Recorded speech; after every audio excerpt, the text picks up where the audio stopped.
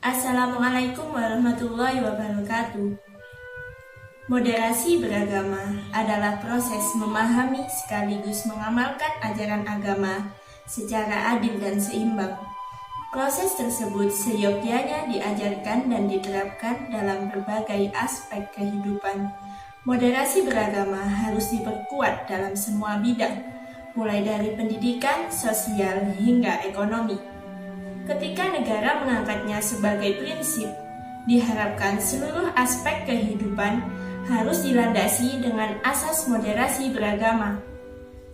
Pengarus utamaan moderasi beragama saat ini terus diupayakan oleh pemerintah. Dengan demikian, seluruh elemen umat dan bangsa dapat membendung lawan dari sikap moderat, yakni ekstremisme. Bagaimana cara yang efektif dalam memperkuat moderasi beragama di tengah masyarakat?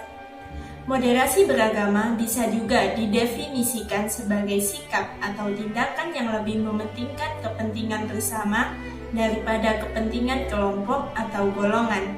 Itu menandakan bahwa sikap kita selalu berusaha untuk menjaga keadilan dan perdamaian dalam konteks bernegara dan bermasyarakat. Konsep moderasi beragama bukan hanya tentang agama atau menggali prinsip-prinsipnya dari Islam, tapi moderasi beragama juga berimplikasi dalam konteks bernegara dan bermasyarakat.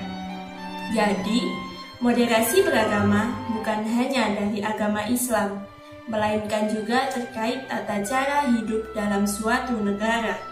Tujuannya adalah mewujudkan persaudaraan, keadilan, saling menghormati, peduli, dan juga saling toleran antar elemen bangsanya.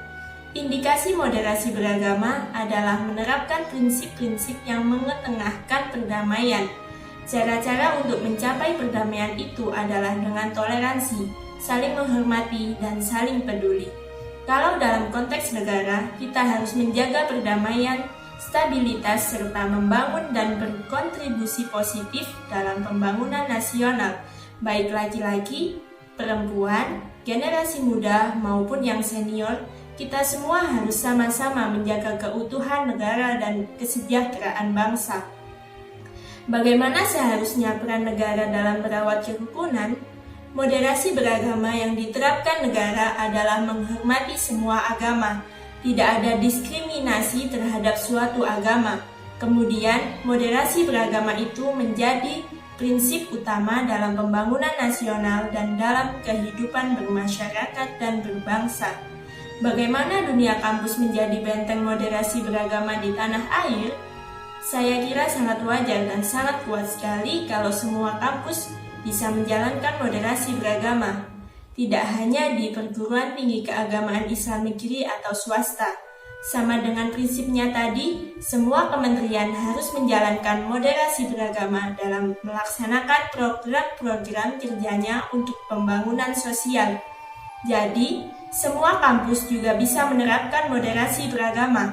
Pertama, masing-masing umat beragama menjalankan ajaran agamanya dengan baik dan sempurna. Setelah itu, ketika hidup bersama yang lain, barulah melakukan toleransi. Jadi, perbedaan praktik agama-agama atau ritual ibadah tidak menjadikan antar orang berkonflik, saling membenci, atau saling menyerang. Bagaimana caranya agar generasi muda muslim tak terjerumus dalam ekstremisme sebagai lawan dari sikap moderat? Yang saya pahami, ajaran Islam itu selalu rasional. Jika ada hal yang tidak rasional, yang kita salahkan bukan agamanya, melainkan pemahaman keagamaan seseorang. Orang yang demikian biasanya berpegang pada pemahaman yang sempit, tidak memberi peluang bagi pemahaman baru. Padahal, pembaruan itu harus terus dilakukan agar ajaran Islam bisa berlaku di setiap masa dan dimanapun. Ajaran Islam itu sendiri tidak berubah, yang berubah adalah pemahamannya. Maka kita harus menyesuaikan ajaran Islam supaya jangan sampai muncul ekstremisme atau terorisme. Sebab keduanya itu tidak pernah diajarkan agama kita dan para pendahulu kita. Sebenarnya moderasi beragama bukanlah suatu yang baru bagi kita di Indonesia. Masyarakat yang umumnya dikenal selalu mengambil jalan tengah, ramah, dan moderat Maka, kita tinggal menguatkan saja karakter demikian. Tantangan zaman kian banyak dan beragam, apalagi dengan perkembangan pesat teknologi informasi. Di media sosial misalnya, cukup banyak yang membuat masyarakat mudah sekali terprovokasi. Jika dibiarkan, itu akan menimbulkan konflik antar sesama.